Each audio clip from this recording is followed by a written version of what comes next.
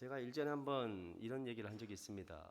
성경을 처음부터 끝까지 볼려 치면은 레위기에서 뭐가 온다고요? 위기가 한번 옵니다. 쭉 가다가 그 위기를 넘어 이제 정말로 즐겁게 이제 읽다가 보면 또 어디서 위기가 온다고요? 욥기에서 한번 위기가 옵니다. 왜 욥기에서 위기가 오냐? 욥기는 굉장히 지루합니다. 읽다 한번 읽어 보십시오. 아마 분명히 중간에 좋습니다. 왜냐하면 아니 결론이 나지 않는 대화를 친구들이 계속해요. 계속 너는 했다 아니다 나는 죄 짓지 않았다 아니다 너가 죄를 지었기 때문에 그런 것이다. 계속 이걸 3번을 반복한다고. 그 와중에 주무시지 않으면 그 사람 정말 대단한 사람입니다. 우리가 욥기를 아마 설교를 통해서 많이 들으셨을 것입니다. 그런데 많이 듣다 보니까 오히려 잘못 이해하고 적용되어진 말씀도 있습니다. 어떤 거냐면 여러분도 잘 알다시피 욥기 8장에 보면 내 시작은 미약하였으나 내 나중은 심히 창대하리라. 이것을 우리 장로님들이 굉장히 처음에는 이 기도 중간에 많이 쓰셨었어요. 이거 제 어렸을 때. 근데 이것을 바르게 이해하고 나서는 더 이상 적용하지 않으십니다. 왜 그러냐면 이 내 시작은 미약하시나 나의 나중은 심히 창대하는 말은 하나님께서 하신 말씀이 아니에요. 이것은 그 욥 친구 빌닷이 욥에게 한 말입니다. 그런데 그 말의 뜻을 알면 더 할 수가 없어요. 왜냐하면 어떤 말의 뜻으로 하냐면 너 지금 보잘것없다. 그러나 너가 죄를 회개하면 나중에 나아질 거야 라는 율법적인 프레임을 가지고 너가 죄를 지은 것을 전제로 얘기해 주는 거예요. 그러니까 너 죄 회개하면 나중에 잘 돼. 이런 말이에요. 그러니까 결코 좋은 말이 아니란 말이에요. 이게 우리가 듣기에는 좋은 말입니다. 그러나 적용하면 제대로 알게 되면 결코 좋은 말은 아니죠. 오늘 본문도 오해하기 굉장히 쉬운 말입니다. 우리가 찬양도 했잖아요. 그러나 내가 가는 길을 그가 아시나니 그가 나를 단련하신 후에는 내가 순금같이 되어 나오리라. 우리는 이 말을 들으면 자연스럽게 이렇게 생각합니다. 고난을 잘 견디면 하나님께서 결국 좋은 결과를 주신다. 그래서 벌써부터 아멘 하면 안 됩니다. 그래서 힘든 일을 만난 성도들에게 이 말씀을 자주 권면합니다. 조금만 더 참으십시오. 하나님께서 반드시 순금같이 만들어 주실 것입니다. 물론 이 위로가 틀렸다라고 말하는 것은 아닙니다. 하지만 한 가지 꼭 생각해 볼 필요가 있습니다. 과연 욥이 그런 마음으로 이 말을 했을까? 왜냐하면 개인적으로 아쉬운 거는 성경을 보면서 아쉬운 건 뭐냐면 성경에 이 높낮이가 좀 있었으면 좋았을 것 같아요. 이를테면 이런 거예요. 아들아 잘했다. 와 똑같은 말입니다. 아들아 잘했다 라고 하면은 이 말이 같은 문맥상은 같습니다. 그런데 앞의 말과 뒤의 말이 뜻이 같습니까? 틀립니까? 틀려요. 뒤의 말은 어떤 거예요? 매를 버는 말이에요. 잘 못해서 그렇게 엄마가 얘기하는 거잖아요. 그렇죠? 그러니까 우리가 성경을 볼 때도 성경에 이 높낮이만 좀 있고 뉘앙스를 좀 알 수 있다라면 훨씬 더 이해하기 쉬울 거예요. 성경을. 그래서 오늘 본문을 보면 이 욥이 가장 답답하고 힘든 상황에서 나온 고백입니다. 오늘 본문은 그 절규 속에서 나온 고백이에요. 그런데 우리는 어느 순간부터 욥기를 이렇게 기억합니다. 욥은 끝까지 인내했고 결국 하나님께서 갑절의 복을 주셨다. 그래서 욥기를 읽을 때도 자연스럽게 고난을 잘 견디면 큰 복을 받는다라고 이해하게 되었습니다. 하지만 욥기를 처음부터 다시 읽어보면 성경은 우리의 시선을 다른 곳으로 인도합니다. 욥기는 고난으로 시작하지 않습니다. 한 가지 질문으로 시작합니다. 하나님과 사탄의 대화 가운데 사단이 질문합니다. 하나님, 욥이 어찌 까닭없이 하나님을 경외하리이까? 이 질문에 욥만 향한 질문이 아닙니다. 오늘 우리 예배하는 우리에게도 던져지는 질문입니다. 사랑하는 성도 여러분, 여러분들은 왜 예배하십니까? 혹시 그 생각 해보셨습니까? 내가 나와서 왜 예배하지? 한 번이라도 생각해 보셨어요? 정말로 하나님으로부터 받는 복이 없고 아무것도 없어요. 하나님 자체로 좋아서 우리 무능제일교회 성도들은 오신 줄로 믿습니다. 세상 사람들 복 받으려고 왔을지 몰라도 우리는 하나님 자체에 관심이 있어서 온 줄로 믿습니다. 오늘 말씀을 통해서 이 질문을 따라가다 보면 우리가 익숙하게 알고 있었던 욥기 23장 10절을 새롭게 보기 시작할 것입니다. 그리고 그 과정 속에서 하나님께서 욥에게 무엇을 가르치셨는지 또 오늘 우리에게 무엇을 말씀하시는지 한번 살펴보기를 원합니다. 그 첫 번째는 사단이 던진 질문은 오늘 우리에게도 던져지는 질문입니다. 사랑하는 성도 여러분, 욥기의 시작은 의외의 장면으로 시작합니다. 우리가 처음에 알 때는 어떻게 아냐? 욥이 쫄딱 망하는 것으로 알고 있어요. 하지만 성경을 보면 먼저 하늘에서 있었던 일을 우리가 볼 수 있습니다. 하나님께서 사단에게 말씀하십니다. 내가 내 종 욥을 주의하여 보았느냐? 하나님은 욥을 어떻게 말씀하시냐면 온전하고 정직하며 하나님을 경외하며 악에서 떠난 자는 세상에 없느니라 라고 자랑하십니다. 그러자 그것을 듣고 있던 이 사단이 하나님, 욥이 까닭없이 하나님을 경외하리이까? 이 질문은 단순히 욥을 향한 비난이 아닙니다. 사람의 믿음이 어디에 뿌리를 두고 있는지를 묻는 질문입니다. 사단은 말을 의역해 보면 이렇습니다. 욥이 하나님을 경외하는 이유는 하나님 때문이 아닙니다. 하나님께서 보호해 주시고 복을 주시고 형통케 하셨기 때문에 경외하는 것입니다. 그 모든 것 걷어가면 하나님 경외하지 않을 것입니다 라고 전제하는 것입니다. 이것이 사단이 바라보는 인간의 신앙입니다. 그래서 하나님은 사단에게 욥을 허락하십니다. 그 즉시 욥의 재산이 사라지고 자녀들 다 잃어버렸습니다. 나중에는 생명 빼고 욥의 몸까지 줘버립니다. 그러자 욕창이 나기 시작합니다. 악창이 나기 시작합니다. 평생 쌓아왔던 모든 것을 잃어버렸습니다.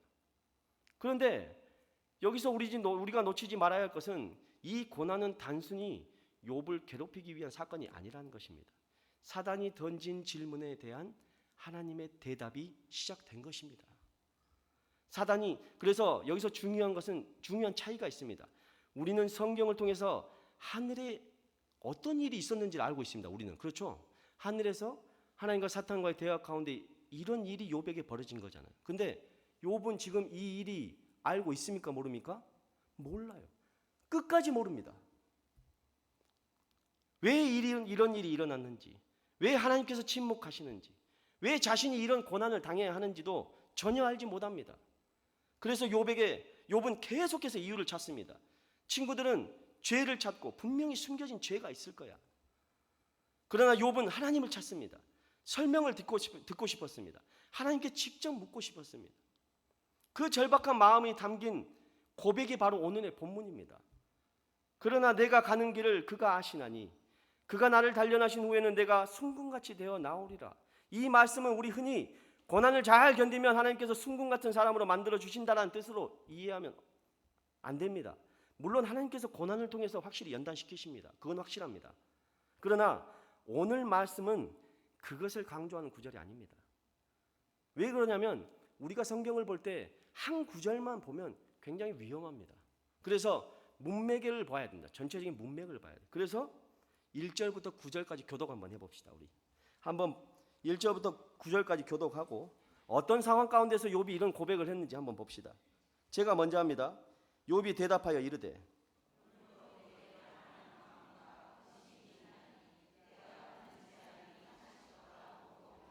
내가 어찌하면 하나님을 발견하고 그의 처소에 나아가리니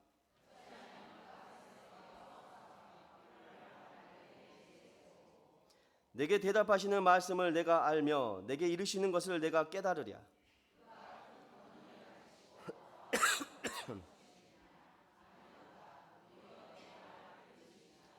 거기서는 정직한 자가 그와 변론할 수 있은즉 내가 심판자에게서 영원히 벗어나리라.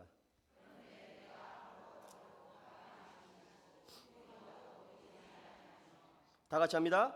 그가 왼쪽에서 일하시나 내가 만날 수 없고 그가 오른쪽으로 돌이키시나 뵐 수 없구나. 아멘.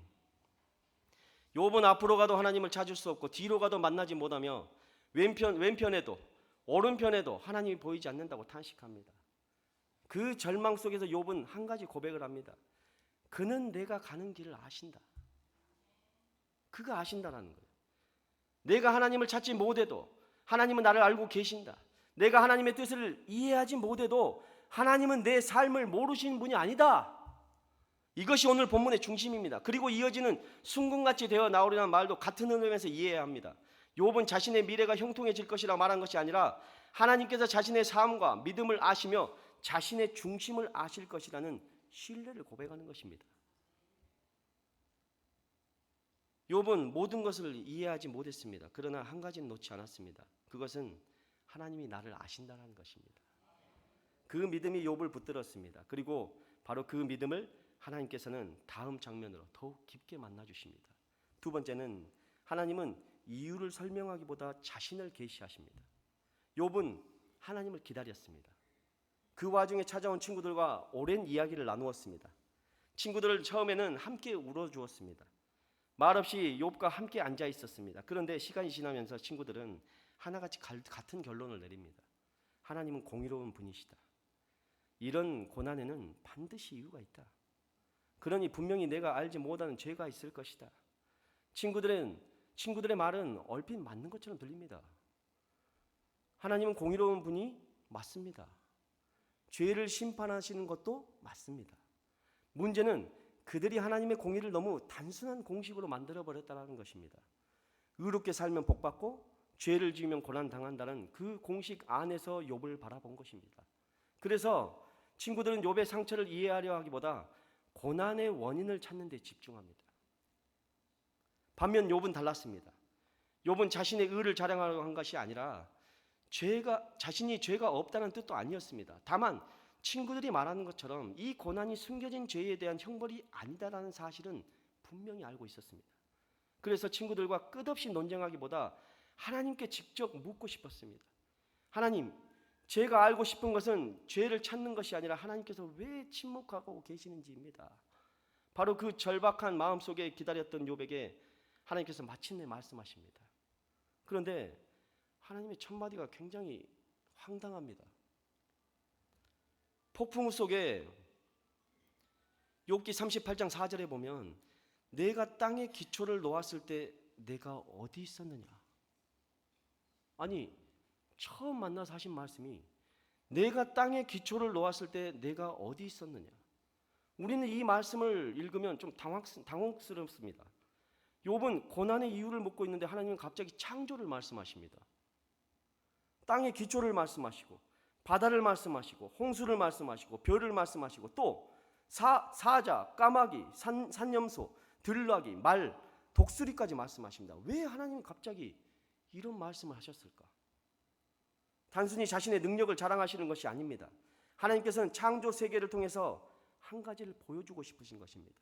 내가 알지 못하는 곳에서도 나는 지금도 일하고 있단다. 사람이 가지 않는 산속에서도, 사람의 손길이 닿지 않는 광야에서도, 사람의 눈에 보이지 않는 하늘에서도 하나님의 질서를 세우고 생명을 돌보고 계신다. 우리는 그 모든 과정을 다 알지 못합니다. 그러나 하나님은 다 아십니다. 여기서 하나님은 욥에게 이렇게 말씀하신 것입니다. 욥아, 너는 내 삶의 한 부분만 보고 있다. 나는 모든 것을 알고 다스리고 있단다. 이것이 하나님께서 창조를 통해 보여주신 메시지입니다. 그러므로 하나님은 욥의 질문을 외면하는 것이 아니라 외면하신 것도 아니고 침묵하신 것도 아닙니다. 오히려 욥에게 기대했던 방식보다 더 깊은 답을 주신 것입니다. 욥은 왜 이런 일이 일어났습니까? 알고 싶었습니다. 그런데 그 질문에 하나님은 누가 내 삶을 붙들고 있는지 보라고 말씀하십니다. 생각해보면 우리의 삶도 마찬가지입니다. 우리는 어떤 일이 일어나면 가장 먼저 뭘 찾습니까? 이유를 찾아요. 이유를. 왜 이런 일이 생겼을까? 도대체 이것이 언제 끝날까? 내가 뭘 그렇게 잘못했을까? 물론 그런 질문을 할 수 있습니다. 욥도 그렇게 했습니다. 성경은 질문하는 것이 믿음이 없다고 말하지 않습니다. 그러나 하나님은 모든 질문을 설명으로 답하지 않으십니다. 대신 성경을 통해서, 우리를 위해 십자가에 죽으신 예수 그리스도를 통해서, 그리고 지금도 세상을 다스리시는 섭리를 통해서 자신이 어떤 분이신지를 계시하십니다. 그래서 신앙은 모든 것을 이해하는 것으로 자라는 것이 아니라 세상을 붙들고 내 삶도 붙드시는 하나님을 알아갈수록 더 깊어지는 것입니다. 사랑하는 성도 여러분, 하나님이 여러분과 함께 하신다는 사실만으로 위로가 되십니까? 정말 위로가 되십니까? 여러분 삶 가운데 정말로 고통스러운데 그래도 나와 함께 하신다라는 이 사실만으로도 위로가 되십니까? 여러분들은 하나님의 자랑이 될 줄로 믿습니다. 정말로 이 세상의 많은 교회가 하나님을 위로로 삼지 않아요. 하나님께서 떨어지는 어떤 것을 자꾸만 바래요. 그것만 달라고 와서 기도해요. 그러다 보니까 너무나 이기적이 됐어요, 이 교회가. 그러나 우리 무능제일교회는 하나님을 구하고 그 하나님이 바라보는 시선을 우리도 바라보고 그 불쌍히 여기는 그 영혼에게 우리도 다가가서 섬기는 우리 무능제일교회 성도들이 되기를 간절히 소망합니다. 그러니까 이해가 되는 거예요. 그러니까 하나님이 하신다, 하나님이 함께 하셨다, 하나님이 감동 주시면 이해가 될 수밖에 없는 것입니다. 그런데 자꾸만 내가 이해하려고 하니까 안 되는 거예요. 왜? 자꾸만 이유를 찾아야 돼요. 그러면 어떤 명분을 찾아야 돼요. 그러다 보니까 자꾸만 하나님이 말씀하신 것조차도 의심하게 돼요. 이것이 하나님께서 나에게 말씀하신 바가 맞는가? 이런 하나님이 아닌데. 사랑하는 성도 여러분, 우리가 처한 상황 속에서 우리가 때로는 원망 불평할 수 있습니다. 그러나 그 원망 불평 속에서도 잘 한번 생각해 보시기 바랍니다. 내 옆에 누가 계시는지. 욥도 왜 이런 고백을 했습니까? 아니, 앞을 봐도 안 계신 것 같고, 뒤를 봐도 안 계신 것 같고, 옆을 봐도 안 계신 것 같고, 정말로 내가 죽도록 기도하는데도 안 계신 것 같으니까 너무 고통스러워요. 사랑하는 성도 여러분, 우리가 신앙생활을 하다 보면 정말로 하나님께서 침묵하실 때 가장 괴롭습니다. 기도의 응답이 되어버리면 그렇게 좋을 수가 없어요. 그런데 생각 한번 해보시기 바랍니다. 우리가 기도의 응답을 받고 때로는 우리가 하나님을 자랑한다 치고 나를 자랑할 때가 많아요. 하나님께서 나에게 이런 기도에 응답하셨다. 하나님께서 나를 이렇게 사용하셨다. 그런데 생각해 보면 하나님이 나중에 하나님 없어져 버려요. 하나님이 하신 것만 말씀해요. 누구를 통해서 했다고? 나를 통해서. 누가 드러나요? 내가 드러나 나중에는. 사랑하는 성도 여러분, 그러지 말자 이거예요. 우리는 우리를 통해서 역사하신 하나님을 드러냅시다. 하나님이 우리와 함께 하십니다. 그것으로 위로가 되신 줄로 믿습니다. 세 번째는 하나님은 만난 사람은 세상을 바라보는 눈이 달라집니다. 하나님의 말씀이 끝이 났습니다. 그리고 오랫동안 하나님께서 질문했던 욥이 다시 입을 엽니다. 그런데 놀라운 것은 더 이상 자신의 이유를 묻지 않아요. 왜 이런 일이 일어났습니까? 왜 저에게 이런 고난을 허락하셨습니까? 이런 질문을 하지도 않습니다. 대신 이렇게 고백합니다. 한번 찾아볼까요? 42장 5절입니다. 욥기 42장 5절.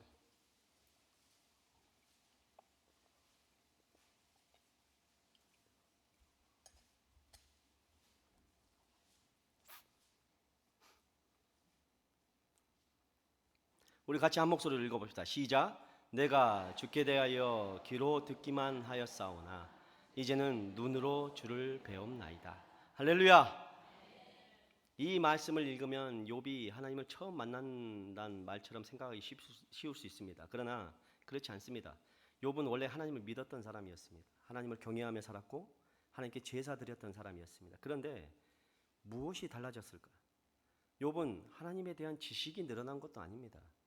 하나님을 바라보는 시선이 달라진 것입니다.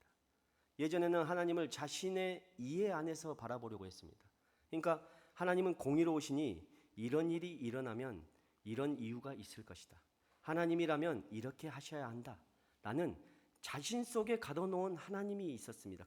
그런데 하나님을 만나고 난 뒤에 욥은 자신의 생각보다 하나님의 지혜가 얼마나 크다라는 것을 알게 됩니다.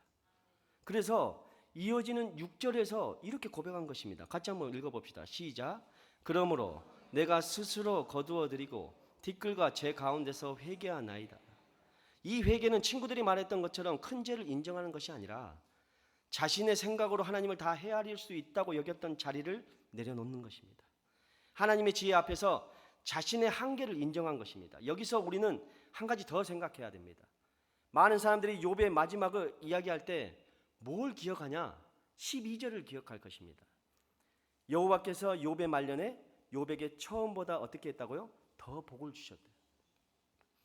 우리가 많이 기억한 거 이거예요. 이거 다 고난 겪고 나서 하나님께서 갑절의 복을 주셨다. 그런데 한번 생각해 보시기 바랍니다. 하나님은 1장에서 말한 그 복을 42장에서 정확하게 2배로 주십니다. 그런데 2배로 주지 않은 것이 있어요. 뭘 2배로 주지 않았습니까? 자식들을 2배로 주려면 남자애들 14명, 여자는 6명을 줘야 돼요. 그런데 처음과 똑같이 주셨습니다. 사랑하는 성도 여러분, 제가 욥기를 예전에 결혼하기 전에 읽을 때는 뭐가 보였냐면, 그래, 하나님께서 나를 언젠가 반드시 싹 세우셔가지고 제대로 한 방 터뜨리실 줄로 믿습니다 라고 여겼어요.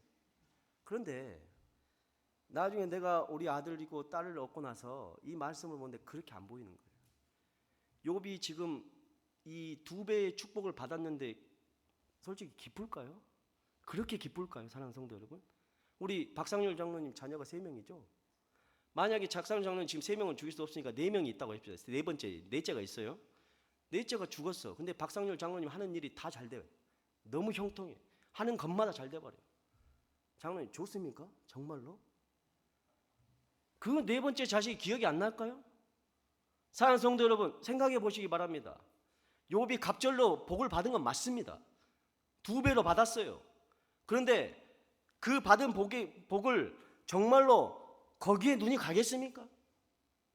자식 생각 안 날까요? 죽었던 자식들 10명이나? 제가 우리 아들, 딸을 생각하면서 말씀을 준비하는데, 만약에 우리 아들, 딸이 먼저 하늘나라 가고 내가 말씀을 전하면 3,000명, 6,000명씩, 5,000명씩 막 돌아와 회개하고, 교회가 막 10만 명, 20만 명, 30만 명이 됩니다. 이 상실감이 그걸로 대체가 되겠습니까? 사랑하는 성도 여러분, 하나님 기뻐하시죠? 맞아요. 그러나 그 상실감을 어떻게 대체한단 말입니까? 우리가 일전에는 왜 그것을 보지 못했냐? 복받기만을 원하니까 보지 못하는 것입니다. 욥이 자식 잃어버린 것은 욥이 잃어버린 것이지 내가 잃어버린 건 아니란 말입니다. 그러다 보니까 우리가 어디에만 눈이 있냐? 복받은 거에만 눈이 가는 거예요. 그래서 사랑하는 성도 여러분, 내 자식 잃어버리고 복받는다, 그게 뭔 소용이 있습니까? 정말로 그게 복이 됩니까?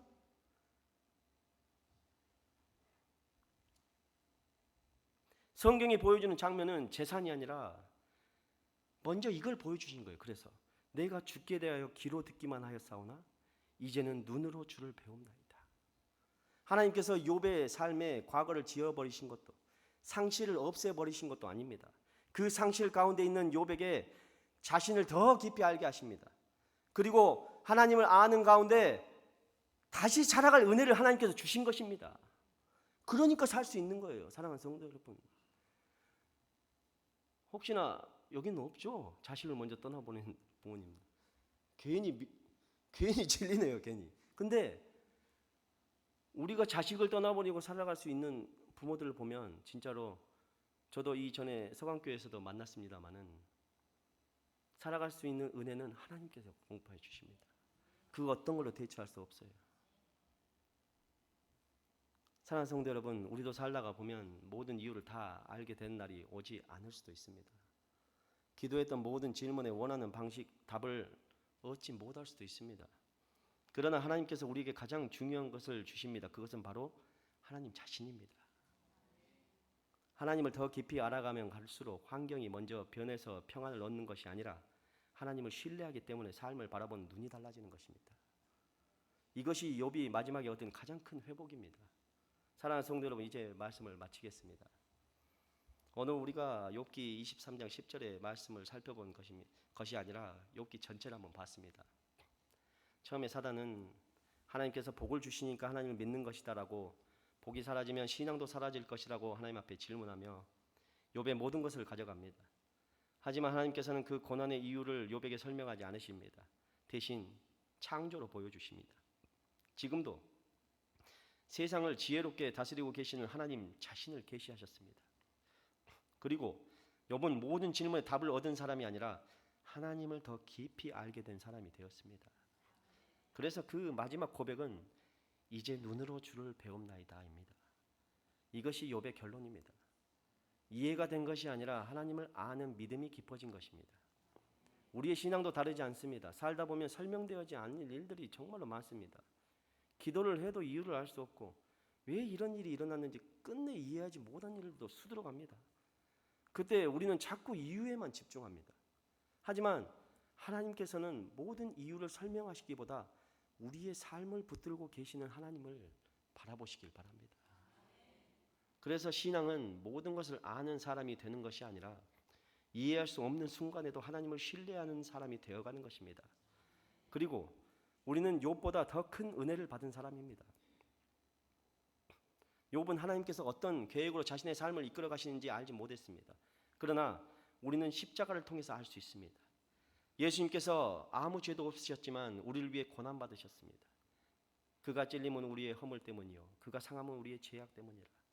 십자가는 우리를 모든 질문에 대한 설명이 아닙니다. 그러나 하나님께서 어떤 분이신지 가장 분명하게 보여주신 것입니다. 우리를 끝까지 사랑하시고 우리를 버리지 않으시고 예수 그리스도를 통해서 하나님을 보여주십니다. 그러므로 사랑하는 성도 여러분, 우리의 신앙은 이유를 다 아는 데서 자라는 것이 아니라 하나님을 더욱 알아가는 데서 자라는 것입니다. 그리고 하나님을 아는 사람은 환경이 변해서 하나님을 신뢰하는 것이 아니라 하나님을 신뢰하기 때문에 어떤 환경 속에서도 예배할 수 있는 것입니다. 이것이 사단의 질문에 대한 하나님의 답이었고 욥의 삶이 증명한 믿음이었습니다. 사랑하는 성도 여러분, 한 주간을 살아가면서 이 세 가지를 꼭 기억했으면 좋겠습니다. 첫 번째, 이해되지 않는 일을 만났을 때 이유에 집중하기보다 하나님께 더 가까이 나아오시길 바랍니다. 질문을 멈추라는 것이 아닙니다. 욥도 질문했잖아요. 그러나 이유에 집중하여 하나님을 잊어버리는 것이 아니라 이해되지 않는 일을 만났을 때 하나님 앞에 더 가까이 나오시길 바랍니다. 두 번째는 하나님의 복보다 하나님을 더 귀하게 여기십시오. 건강도 소중하고 가정도 소중하고 물질도 하나님의 복입니다. 맞습니다. 그러나 그 모든 복이 하나님보다 앞설 때 우리의 신앙이 쉽게 흔들립니다. 하나님을 가장 복으로 여기는 사람이 어떤 상황 속에서도 예배드릴 수 있는 것입니다. 마지막 세 번째, 모든 것을 이해하려 하기보다 하나님을 더욱 알아가는 삶을 살아가시길 바랍니다. 말씀을 가까이 하고 기도로 하나님과 동행하며 십자가를 바라보시기 바랍니다. 하나님을 아는 만큼 하나님을 신뢰하게 되고 하나님을 신뢰하는 만큼 삶을 바라보는 눈도 달라지는 것입니다. 사랑하는 성도 여러분, 우리 목사님이 항상 여러분들에게 말씀하잖아요. 하나님의 주권을 세우라고. 그 말 그냥 헛들어 듣지 마시길 바랍니다. 정말로 그 속에 모든 것이 들어있습니다. 하나님의 주권을 세우는 삶을 살아가는 저와 여러분 되기를 간절히 소망합니다.